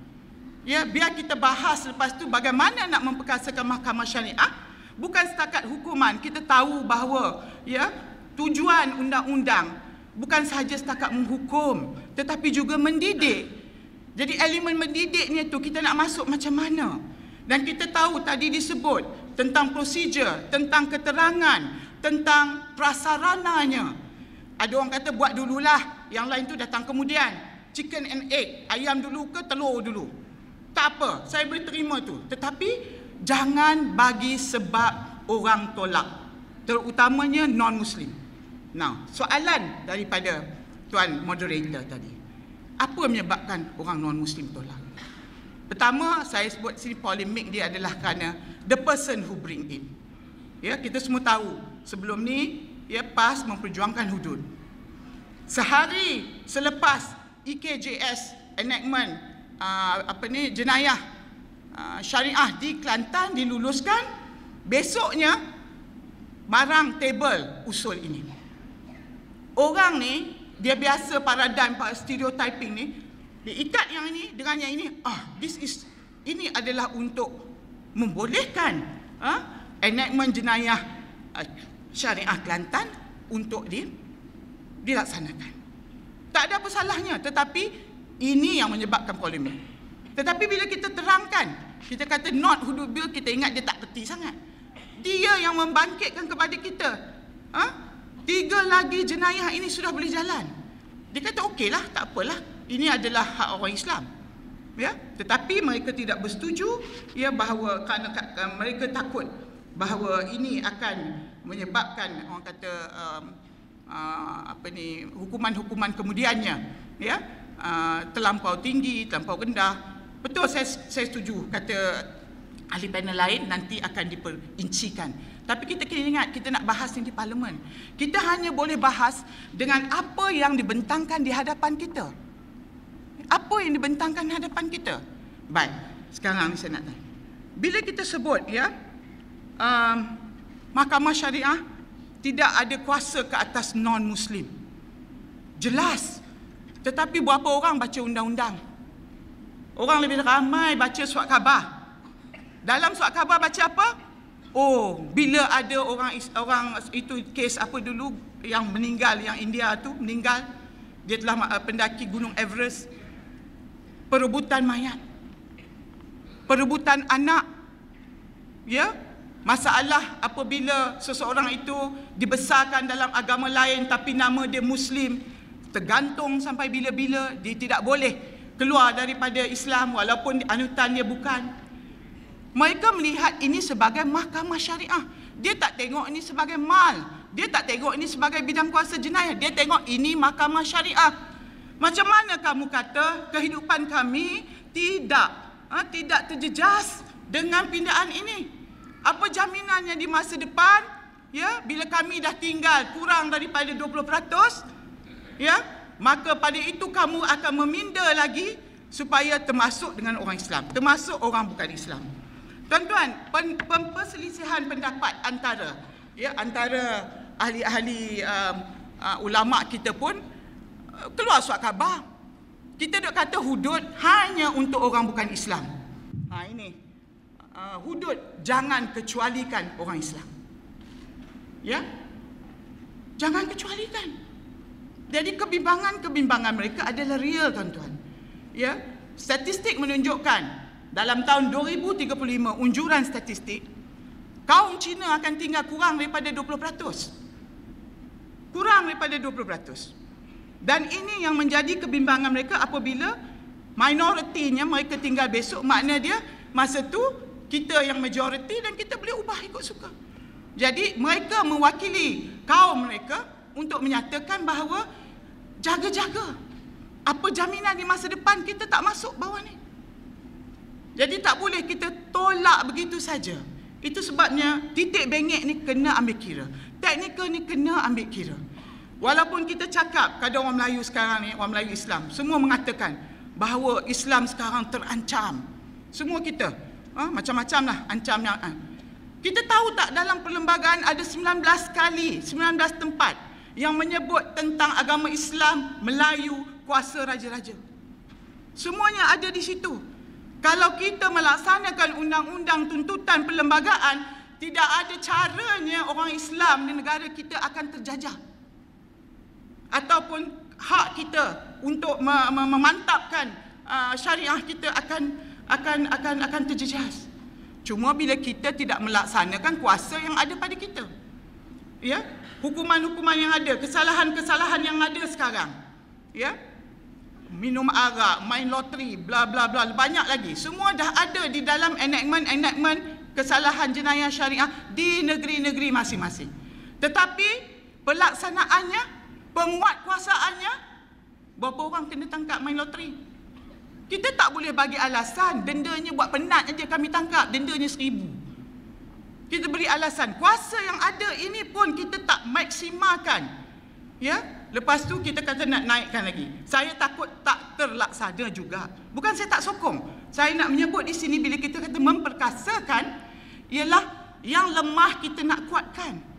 Jadi memang semua secara, orang kata secara andaian, naik ya hukuman, maka gaji hakim akan naik, penguatkuasa akan bertambah, perbicaraan akan menjadi lebih cekap. Kita membuat andaian-andaian itu. Saya cuma ingin memperingatkan bahawa tidak semestinya kenaikan hukuman ini dengan secara automatiknya akan memperkasakan mahkamah syariah. Ya, kita perlu buat banyak perkara lagi. Ya, mengenai anak-anak luar nikah dan sebagainya. Soalan pada kita, betul kita nak hukum mereka. Ya, mana esok ni ada di dalam kesalahan-kesalahan besok. Ya, yang mengandungnya perempuan, yang lelakinya mana pergi? Yang akhirnya kena besok orang perempuan sahaja yang banyak kena sebab dia mengandung. Kita sudah upgrade ke prosedur kita bahawa pemeriksaan DNA itu boleh digunakan sebagai pembuktian bapa, maka orang yang mengandungkan wanita ini boleh juga dihukum. Kita takut ini menjadi fitnah kepada mahkamah syariah dan keadilan Islam.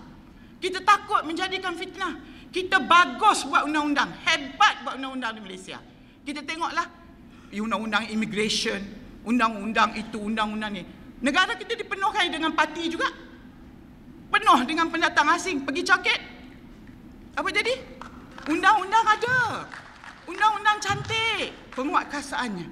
Jadi saya cuma nak ingatkan, ya, bahawa tidak semudah itu bila ahli parlimen kita nak, orang kata nak katakan sokong. Dalam parlimen tak ada in between. Tolak dengan terima. Dengan keadaan yang ada sentimen tuan-tuan yang ada sini, siapa tolak kafir? Masuk jerat. Adakah ini adil kepada ahli parlimen? Sedangkan kami diberi mandat untuk, orang kata, tengok betul-betul undang ini. Undang kita tak fikir hari ini saja. Kita fikir hari depan juga. Dan akhirnya apa jadi kepada masyarakat kita? Belum lagi kita bercakap mengenai pertindihan kuasa. Tadi Tan Sri menyebut tentang sumbang mahram. Ya, sumbang mahram di dalam mahkamah syariah hukumannya tak lebih 356. Tetapi di dalam mahkamah sivil boleh lebih pada tu. Ya, jadi polis pun akan bawa kes-kes sumbang mahram dakwa bawah mahkamah sivil. Tuan-tuan dan puan-puan, yang kita bicara ini ialah takzir. Yang ada dalam mahkamah sivil, hukuman di sivil itu juga takzir. Ya, saya tanya pakar undang-undang, adakah hukuman-hukuman di dalam perlembagaan negara kita ini tidak Islamik? Dia kata YB 90% Islamik, tapi takzir lah. Jadi kita kena fikir ke depan, masa depan. Kalau kita nak laksanakan, mungkin kita perlu merge, kita perlu rapatkan antara mahkamah syariah dengan mahkamah sivil dalam perkara-perkara yang takzir. Ya, perkara-perkara hudud ke depan, ya, insya-Allah. Tapi saya rasa kita takut fitnah terlebih. Penyelarasan sekarang ni pun tak selaras lagi. Bab mal pun tak habis selaras lagi.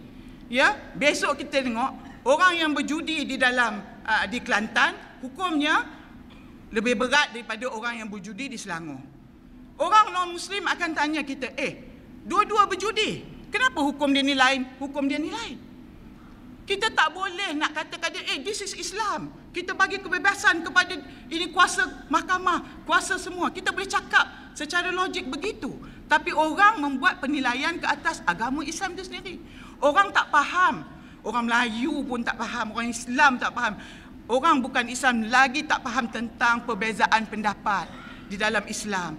Kebenaran untuk kita, orang kata kepada pemerintah untuk meletakkan hukuman-hukuman takzir ni. Kalau dia hukum, orang kata kalau dia nak hukum, misalnya tak tutup aurat, cukur kepala sebelah pun boleh. Don boleh buat. Dan lagi satu kebimbangan adalah apabila dosa-dosa dijenayahkan. Tuan-tuan faham tak? Semua orang bimbang, dosa-dosa semua nak jenayahkan. Misalnya tak tutup aurat. Sebab bidang kuasa mewujudkan kesalahan adalah bidang kuasa negeri. Adakah satu hari wanita yang tak tutup aurat, tak tudung kepala akan juga didenda? Bila kita nak membezakan antara persendirian, ya, dosa yang tanggung sendiri, kamu jawab dengan Tuhan, dan benda yang kita kena hukum di dunia. Jadi dia bukan semudah itu, tuan-tuan dan puan-puan. Kita menghargai, dan kami menghargai ini semua. Tapi kami rasa kita ni pusing, lenggok dia banyak sangat, masuk kiri, masuk kanan, gini-gini. Akhirnya orang tak faham. Yang benda ni sebenarnya adalah sangat senang. Dan saya nak mengakhirinya dengan mengatakan bahawa saya minta, saya mohon, Amanah tidak ada masalah untuk menyokong, ya, pemantapan mahkamah syariah seperti kata Tan Sri adalah tanggungjawab kita bersama. Tapi kita jangan tinggal lubang, jangan tingkat kelemahan yang menyebabkan orang lain tolak. Seolah-olah ada segregasi di antara kita, ada orang Islam yang baik, ada orang Islam tak baik. Nanti orang bukan Islam memang tak sokong, sebab kalau mereka sokong nanti mereka tak boleh buka kedai judi, mereka tak boleh buka, kita pergi melencong jauh. Ya, kita tak boleh buka kedai loteri, kita tak boleh buka night club, kita tak boleh macam-macam kerana mereka tak sokong, kerana merugikan mereka di segi ekonomi. Ini adalah tuduhan-tuduhan yang tidak berasas. Siapa yang tak nak masyarakat baik? Ya, siapa yang tak nak? Ya, jadi saya harap ini kita jangan hanya memikir punitif, ya, menghukum, sedangkan Islam itu adalah agama yang rahmah. Agama yang sangat, Allah sangat maha pengampun, orang kata maha penyayang. Di mana ruang kita, ya, untuk mengampun. Saya teringat hadis Rasulullah SAW, ceritanya saja, saya tak ingat matannya. Bagaimana seorang wanita yang datang mengaku dia berzina kepada Nabi. Nabi elak, kata bukan kot, ringan-ringan je kot. Ya, tapi dia, saya berzina dan saya mengandung. Nabi kata balik dulu, lahirkan anak kamu dulu. Lepas lahir dia datang semula. Ya, Nabi kata susukan anak dulu. Dia boleh dah kalau nak lari, pada masa tu dia boleh lari dan dia boleh bertaubat nasuhanya, dan Allah boleh mengampunkan. Ya, tapi kerana dia datang, akhirnya Nabi Muhammad SAW terpaksa menjatuhkan hukuman hudud padanya. Ya, dan banyak hal, ya, saya setuju tentang anak haram, anak luar nikah, anak saftarah ni. Kita bimbang. Tetapi cuba tanya kita diri kita. Anak-anak kita belajar agama sampai darjah berapa? Sampai darjah berapa? Kalau tak ada sekolah agama, tak diwajibkan, sekolah darjah 6 sampai darjah 6, naik sekolah menengah, itulah yang dia orang belajar agamanya. Dan kita yang bagi lesen untuk buat night club. Kita yang bagi. Kalau dekat dengan Genting, kita buat pusat judi, orang Islam tak boleh masuk. Kenapa pusat hiburan kita tak boleh buat begitu? Ya. Jadi tuan-tuan, banyak angle, banyak sudut, banyak faktor yang perlu kita fikirkan. Bukan sesuatu benda yang membangkitkan sentimen, ya, yang menyokong ni semua. Saya dengar, saya turun bawah, orang cerita pada saya. Saya pun kata, ya Allah, macam mana pergi jauh sangat ni? Kalau kita tidak memperkasakan mahkamah syariah, nanti besok, ya, kita terpaksa menerima undang-undang internasional yang membenarkan lelaki kahwin dengan perempuan. Di mana kita nak terima kuasa itu di kita? Ya, kalau DUN meluluskan, habislah.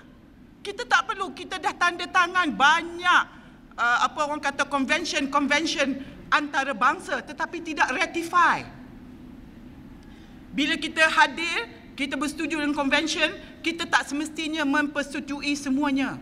Contohnya SIDA mengenai hak wanita. Kita tak ratify semuanya. Kita tak aplikasi semuanya. Kita ada hak untuk menolak.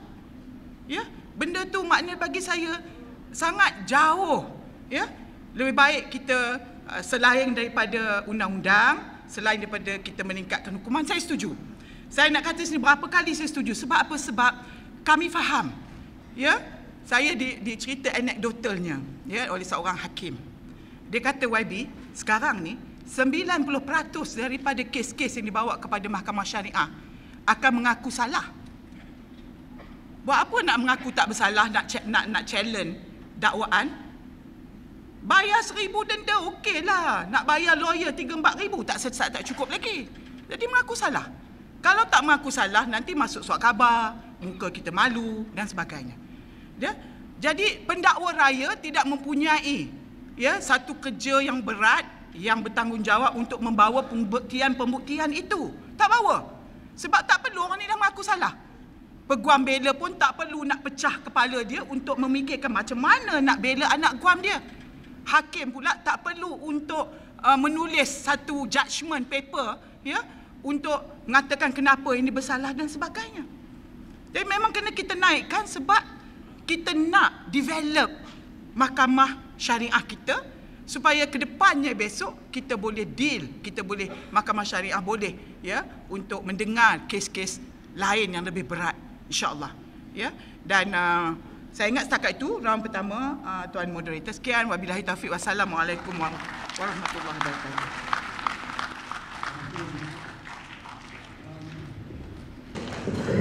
Di penghujung tahun Hijrah 1437 ini kita mendengar satu komitmen daripada wakil amanah bahawa amanah akan menyokong RUU 355 insya-Allah. Seterusnya kita beri peluang kepada wakil dari PAS yang berhormat Kota Baru untuk memberikan hujah-hujah beliau di atas isu yang sama. Soalan mudah untuk yang berhormat yang kini ditanya oleh ramai orang dalam pihak media, terutama media sosial. Kenapa PAS yang bawa isu ini? Kenapa tidak kerajaan? Apakah itu menjadi masalah? Sila yang berhormat. Bismillahirrahmanirrahim. Assalamualaikum warahmatullahi wabarakatuh. Alhamdulillahirabbil alamin wassalatu wassalamu ala Rasulillah wa ala alihi wa sahbihi ajmain.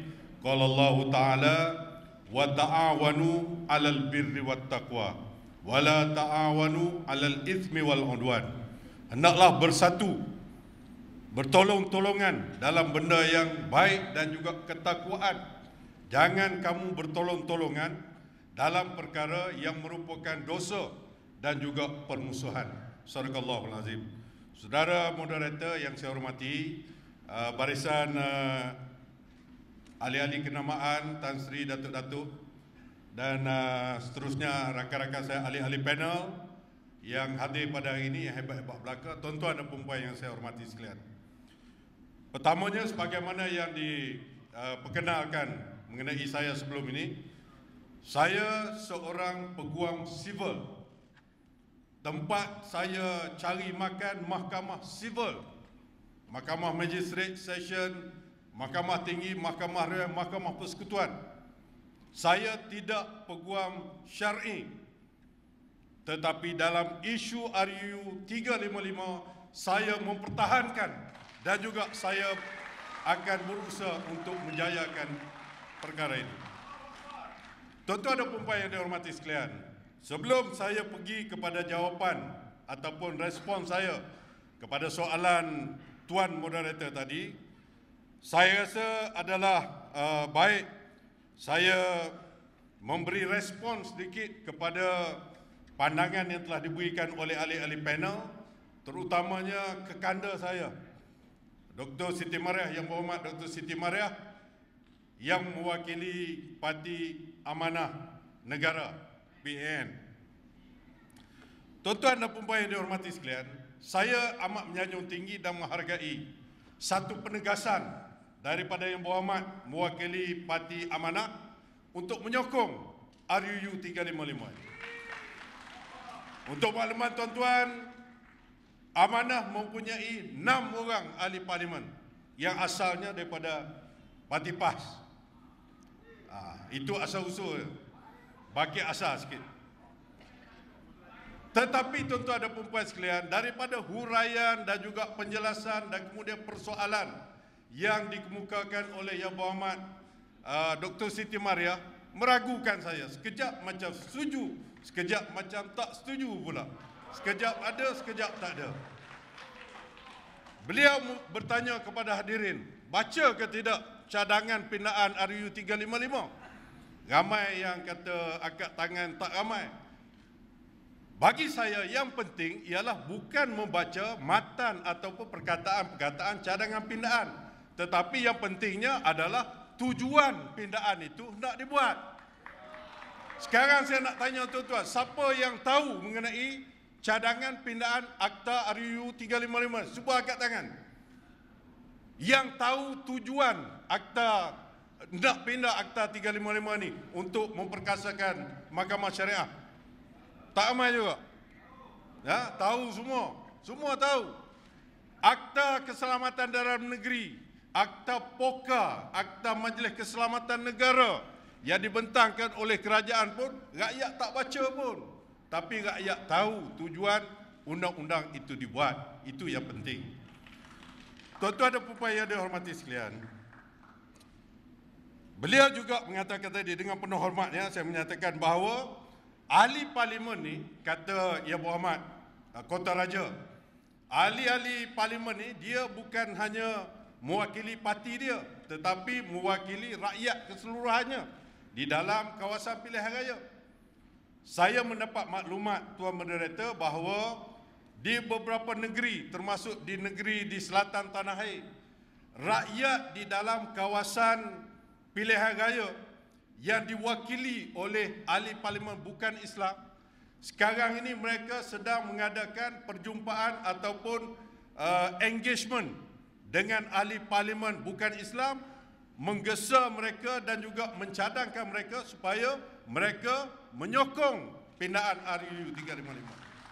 Jadi berdasarkan kepada hujah Kota Raja tadi, ini merupakan kehendak rakyat. Kehendak rakyat. Jadi ahli parlimen jangan kata dia mewakili semua sekali orang Islam bukan Islam. Sekali semua orang Islam mahukan kepada pindaan Akta 355. Tuan-tuan dan puan yang dihormati sekalian, beliau menyatakan tadi niat RUU 355 ni dia membandingkan dengan Akta POKA, Akta Keganasan tu, Akta Majlis Keselamatan Negara. Dia kata nampak niatnya baik, tapi tiba-tiba jadi tak baik. Itu pandangan dia. Jadi saya nak tanya dia, dalam konteks RUU 355 ni, ada niat tak baik ke? Ada niat tak baik ke? Tak ada. Niatnya hanya untuk mempertingkatkan bidang kuasa mahkamah syariah, the jurisdiction of the Syariah Court. Itu saja. Tak ada matlamat lain. Jadi matlamat niatnya adalah cukup jelas. Dan yang satu lagi dia sebut blank check. Blank check ni, saya tak salahkan Wabi Kota Raja. Beliau bukan seorang guam, bukan orang undang, seorang doktor. Tapi sebagai ahli parlimen kena tahu. Kalau kita tengok di dalam satu akta, Akta Mahkamah Rendah 1948, Seksyen 64 mengatakan bahawa bidang kuasa jenayah untuk Mahkamah Session adalah boleh menjatuhkan hukuman untuk semua hukuman kecuali hukuman mati. Itu Mahkamah Session. Dia tak sebut pun 20 tahun ke, 30 tahun ke, 40 tahun ke. Dia bergantung kepada akta yang menjadi kesalahan tu. Dia sebut apa? Kanun kesaksian sebut 30 tahun, maka dia boleh jatuh 30 tahun. Kalau ada satu akta menyatakan 40 tahun, Mahkamah Session boleh menjatuhkan 40 tahun. Jadi samalah dengan cadangan kita nak pindah 355 ini. Bukan blank check. Bergantung apabila diluluskan, bergantung kepada negeri untuk meminda enactment yang sedia ada, mempertingkatkan hukuman daripada yang ada ni kepada yang baru berdasarkan pindaan kepada 355. Itu bukan blank check. Yang terakhirnya bukan terakhir saya, nak terakhir komen. Beliau seolah-olah takut salah faham, nak sokong RUU 355, takut bimbang, gusar, tak senang dengan cadangan ini, takut kalau menimbulkan benda yang lain. Saya memetik satu ayat Al-Quran yang berbunyi as-sariqu was-sariqatu faqta'u aydiyahuma jazaan bima kasaba nakalam minallah. Ini satu ayat hukuman untuk orang mencuri. Orang mencuri lelaki dan perempuan hendaklah dipotong tangan. Ini ayat ni sebut sebagai pembalasan kepada apa yang dilakukannya nakalan minallah, pencegahannya kita serah pada Allah. Kita tak perlu takut. Nak pindah RU tak perlu takut orang lain bimbang dan sebagainya. Serah kepada Allah Subhanahu Wa Taala untuk menentukan hati manusia itu sendiri. Jadi kalau kita yakin dengan ayat Allah, saya rasa tak perlu gusar. It's nothing di dalam cadangan ini, sebagaimana yang Muhammad sebut awal-awal tadi, bukan perkara besar. Jadi kalau bukan perkara besar, nyatakan dengan tegas, kita sokong RU 355 ini. Baik, saya masuk pada soalan Tuan Moderator. Ni macam mana pula ni jadi pindaan oleh private members bill, gitu ke? Kenapa jadi private members bill? Ini juga banyak tomahan sebagaimana disebut oleh Yang Berhormat Senator Ashraf tadi. Orang kata backdoor, pintu belakang dan sebagainya. Sebenarnya tuan-tuan, orang yang berkata begitu, orang yang tak baca undang-undang dan peraturan. Dia tak tahu peraturan di dalam parlimen ataupun undang-undang yang ada. Di dalam parlimen tuan-tuan, cara untuk meminda satu-satu undang-undang ada dua cara. Bukan satu cara, ada dua cara. Cara yang pertama ialah pindaan itu dibawa oleh kerajaan. Dia panggil pindaan oleh kerajaan. Kerajaan yang membawa rang undang-undang untuk meminda satu-satu akta di dalam parlimen. Itu cara yang pertama. Cara yang kedua, mengikut standing order parlimen ataupun peraturan mesyuarat Dewan Parlimen, peraturan 49 mengatakan bahawa seseorang ahli parlimen bukan kerajaan. Bukan kerajaan ni yang tidak duduk dalam kabinet lah. Yang bukan menteri, bukan timbalan menteri ini, ahli parlimen bukan kerajaan, sama ada daripada backbencher ataupun daripada pembangkang, boleh membawa usul, motion untuk meminda satu-satu akta ataupun undang-undang yang sudah ada, ataupun membuat undang-undang baru. Dia boleh buat melalui usul.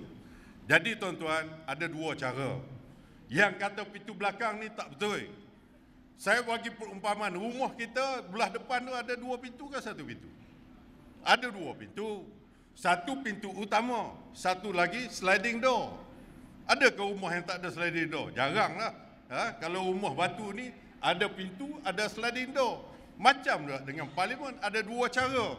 Kalau tidak melalui kerajaan, melalui ahli parlimen bukan kerajaan. Itulah yang dipanggil private members bill. Ini dah macam doktor lah. Ini contoh doktor. Minta maaf nak pergi contoh doktor. Satu doktor pakar, doktor perubatan. Satu orang pesakit datang jumpa dengan dia. Puan doktor, saya ni sakit ni dalam perut ni. Minta tolong cek tengok dan apa ubat yang baik sekali lah untuk ubat bagi rawatan saya ni. Doktor ni kepakaran dia ada, dia cek, tengok, cek. Dia tahu penyakit pesakit itu. Kemudian daripada pemerhatian dia ada dua cara. Dua cara nak rawat pesakit ni. Satunya dengan cara operation. Bedah baiki.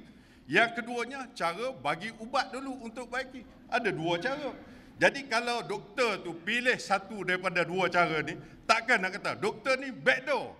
Begitu. Tak boleh kata backdoor. Pilih satu daripada dua cara. Itu adalah satu yang dibenarkan oleh undang-undang. Jadi apa yang berlaku di dalam usul yang dibawa oleh Yang Berhormat Marang pada 26 hari bulan Mei tahun 2016 adalah ekoran daripada tindakan ahli Parlimen Marang sebagai ahli Parlimen bukan kerajaan. Berdasarkan peraturan 491, dia masuk satu usul di dalam Parlimen, serah 14 hari sebelum bersidang, maka memenuhi syarat-syaratnya. Kemudian Parlimen melalui menteri yang menjaga Parlimen pada 26 hari bulan 5 tahun 2016 membenarkan ahli Parlimen Marang ni membawa usul ni. Itu saja. Itu saja persoalannya. Bila dia bawa usul ini, jangan kita anggap ahli Parlimen Marang ni akan bawa usul pindah RU 355 sampai ke akhir. Tidak. Ini ada peraturan pula. Bila dia bawa 26 bulan 5, Kemudian dia kata oleh kerana saya nak memberi peluang kepada ahli parlimen yang ramai ini buat persiapan, preparation, saya cadang nak tangguhkan perbahasan selanjutnya di persidangan akan datang. Itu pun ada dalam peraturan 15. Membenarkan itu. Semua ikut peraturan. Jadi kata, itu nak betul sangat. Lepas tu tak berani. Tak betul, tengok peraturan dulu. Bila kita terus bahas, mungkin dia kata, tengok tak bagi peluang orang lain buat persiapan. Begitulah. Kalau kita tangguh, tengok tak berani dah. Nak betul sangat, tak reti. Semua tak kena. Semua tak kena. Dan sekarang ni di peringkat kita mengharapkan dalam persidangan bulan Oktober dan bulan November ini, Yang Berhormat Marang akan dibenarkan untuk meneruskan pembentangan usul 355. Apabila dia bentang, habis dia bentang, akan ada satu orang ahli parlimen akan menyokong cadangan dia. Macam yang menteri buatlah, akan ada sokong. Kemudian speaker akan buka perbahasan kepada semua ahli parlimen. Nak cakap macam YB Kota Raja, nak pindah itu, nak pindah itu, masa itulah dia beritahu. Walaupun dia sudah jadi satu bil, satu rang undang-undang, mengikut peraturan dan mengikut amalannya, dia boleh dipindah di peringkat jawatan kuasa sebelum diluluskan menjadi satu undang-undang itu, boleh pindah. Masa itulah kita bercakap. Jangan kerana kita tak setuju dengan draft ni, kita kata tak betul ni. Kena betul dulu. Tak betul. Mengikut peraturan 49 tu tuan-tuan, yang dibawa cadangan pindaan oleh Yang Berhormat Marang itu sebagai satu keperluan. Dalam peraturan tu dia sebut usul itu mestilah bersama dengan cadangan pindaan. Apabila habis, ni peraturan ni yang tuan-tuan kena faham. Bila habis semua ahli parlimen membahaskan usul ini, akan diadakan pengundian. Untuk rekod berdasarkan Hansard Parlimen pada tahun 1965 masa Akta 35 dibuat dan juga dipindah tahun 84 dan 89, mengikut rekod Hansard Parlimen, pengundiannya dibuat mengikut suara, tidak ada belah bagi ataupun bilang seorang-seorang, tak ada lagi. Tapi nampak kali ni macam dia nak minta bilang seorang-seorang, nampak macam, tapi tak tahu lagi, harap-harap tak ada. Kemudian tuan-tuan, yang bil yang dibawa oleh Yang Berhormat Marang, bila diundi, speaker akan tanya, siapa yang bersetuju, kata bersetuju, setuju. Siapa yang tak bersetuju, kata tidak. Mungkin ada ramai kata tidak. Seorang ahli parlimen bangun mencadangkan kepada speaker, Yang Berhormat Tan Sri Speaker, saya cadangkan supaya pengundian dibuat secara belah bagi, makna bilang satu-satu, dan cadangan dia disokong oleh 15 orang ahli parlimen lain, maka speaker kena buat undi seorang-seorang pada masa itu. Dan sebagaimana disebut oleh YB Senator Ashraf tadi, kita ada 135 orang ahli parlimen Islam.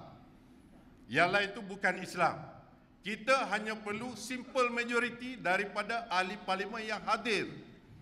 Kalau 222 orang semua ahli parlimen hadir, kita hanya perlu kepada simple majority. Nak kira simple majority senang saja. Kalau 222 hadir, bahagi 2, jadi 111. Dia kena campur 1. Jadi makna 111 campur 1, 112. Kalau yang hadir 200 orang, ahli parlimen yang hadir masa mengundi 200 orang, nak mengundi belah bagi 200 bahagi 2, jadi 100 campur 1. Jadi 101 saja yang perlu. Berdasarkan kepada atas kertas 135 kita ada. Kemudian kita hanya perlu maksimumnya 112. Boleh lulus ke tak? Boleh sangat. Boleh sangat lulus kalau walaupun belah bagi. Tapi sebagaimana disebut oleh rakan-rakan saya ahli panel tadi, takut ada yang tak berani. 135 termasuklah 2 orang daripada Bukit Bendera, Pulau Pinang, dan juga Raub Pahang adalah daripada DAP. Dia mungkin akan tengok parti dia macam mana. Kemudian ada ahli-ahli parlimen di Sarawak, yang mana Ketua Menteri Sarawak sebut, saya tak setuju RUU ini. diluluskan. Mungkin ahli parlimen Islam daripada Sarawak teragak-agak. Satu kenyataan daripada seorang ahli parlimen juga menteri, dia kata saya tak akan masuk dewan untuk mengundi. Itu benda-benda yang kita nampak mungkin ada masalah. Walau bagaimanapun tuan-tuan, prosesnya akan pergi lagi. Katakanlah bila diundi, insya-Allah kita menang, walaupun simple majority kita menang, ianya dianggap sebagai bacaan kali pertama di dalam parlimen. Selepas bacaan kali pertama ini tuan-tuan, barulah Jabatan Peguam Negara akan keluarkan, dia panggil Blue Bill, rang undang-undang yang sebenar baru keluar. Lah ni tak ada lagi ni rang undang-undang, cumanya cadangan untuk meminda itu melalui rang undang-undang. Jadi bawa oleh, jadi kita kena tengok di situlah. Boleh jadi Jabatan Peguam Negara tak ikut pun yang marang ni, mungkin dia akan buat sendiri. Jadi jangan buat telahan bahawa inilah yang akan dibentangkan. Kita tengok Blue Bill ni, rang undang-undang biru ni, kertas biru ni, biru muda, bukan biru tua, biru muda. Itu bilnya. Jadi apabila bil ini dikeluarkan tuan-tuan, kerja yang Muhammad Marang selesai dah. Yang akan mengambil alih, meneruskan membawa rang undang-undang pindaan 355 ini adalah Yang Berhormat Menteri yang bertanggungjawab dalam hal ehwal Islam. Dalam hal ini adalah Yang Berhormat Datuk Seri Jamil Khair Bahrom. Dia akan ambil alih. Jadi nak kata dibawa melalui private members bill ini tidak kemas, tidak kukuh dan sebagainya, tak boleh kata. Kerana itu salah satu cara yang ditetapkan oleh peraturan. Boleh. Tapi kita kena tahu akhirnya kerajaan juga akan membawa rang undang-undang ini sehinggalah lulus. Jadi itu tuan-tuan, itu prosesnya. Dan jangan kita keliru dan kita rasa takut, bimbang dan sebagainya. Oleh sebab itulah saya mengatakan bahawa rang undang-undang untuk meminda Akta 355, kita kena tengok dari segi niat dia, intention dia. Dia panggil intention of the legislation. Niat penggubal undang-undang tu. Pembawa usul tu niat dia apa? Kemudian kerajaan meneruskan membawa rang undang-undang. Apa tujuannya? Tujuannya tidak lain tidak bukan, tuan-tuan, saya duduk Mahkamah Sivil ni pun tengok Mahkamah Syariah ni, kita rasa sebab Hakim Mahkamah Tinggi Syariah, kalau di negeri saya Kelantan, Datuk Arya Daud Muhammad, dia dah 30 tahun lebih dah jadi hakim. Ketua Hakim Syar'i itu sekarang ni kuasa dia lebih rendah daripada magistrate yang baru keluar daripada universiti. Kalau ditakdir cucu kepada Datuk Daud tu keluar universiti buat undang-undang jadi magistrate, cucu Datuk Daud tu bidang kuasa sebagai magistrate lebih tinggi daripada ketua Hakim Syar'i. Kita nakkan macam tu. Satu penghinaan kepada Mahkamah Syariah, satu penghinaan kepada pelaksanaan undang-undang syariah di dalam negara kita ini. So, sebagaimana disebut oleh Dr. Siti Mariam, there is no two way about it. Bukan ada pilihan kepada kita. RU ini berniat baik adalah untuk memperkasakan institusi perundangan orang Islam di dalam negara ini berdasarkan perlembagaan undang-undang. Itu jelas. Jadi atas dasar itu, saya sekali lagi menyatakan bahawa walaupun siapa yang bawa rang undang-undang ni, kebetulan hari ini Presiden PAS, saya buat satu open statement bila ditanya oleh pemberita. Saya kata, mewakili PAS, kalau amanah nak bawa bil ni, kami akan bagi, kami akan sokong. Kalau DAP nak bawa bil ini, rang undang-undang ni, kami akan sokong kerana niatnya adalah untuk kebaikan. Jadi jangan kerana PAS bawa ni jadi masalah pula. Bukan kita berebut nak bawa. Kalau hampa nak bawa, ambil lah. Kita tak kisah benda ni. Yang pentingnya dibawa untuk menjamin matlamatnya sampai. Jadi itulah tuan-tuan. Jadi atas dasar itu sekali lagi lah saya menyatakan perkara yang benar. Dan dalam atas isu ni lah saya, Datuk Nasir dan semua yang lain ni, kami terpaksa menjelajah ke seluruh negara, roadshow menjelaskan isu RU 355 ini. Semalam saya berada di Manjung. Sepatutnya saya menghadiri satu forum bersama dengan wakil daripada DAP dan juga daripada Amanah. Tapi dua-dua tak hadir. Dua-dua tu lawyer pula tak hadir. Dijemput dengan surat. Jadi semalam saya terpaksa bagi taklimat lah. Balik pun sampai pukul 3 pagi tadi, datang ke sini. Tak apalah, untuk tujuan yang baik ni, insya-Allah kita berdoa mudah-mudahan RU 355 ni akan diluluskan dengan tidak ada sebarang masalah. Wallahu alam. Assalamualaikum warahmatullahi wabarakatuh.